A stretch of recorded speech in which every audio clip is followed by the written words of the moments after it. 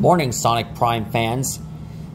It's been 2 months since the premiere for the new Sonic Prime Season 3. And based on the commercial that I saw, there's going to be a new series of characters, new machine-like fighters Sonic is going to fight. 3 of them that look like and are based on Chaos Sonic. Thanks to the help of the Paradox Prism, Shards, and what 9 did to summon them in the Grim.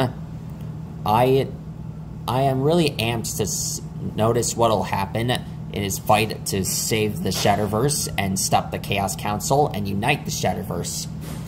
Yes, and do be told, I will draw these 3 Chaos Sonic related robots in time.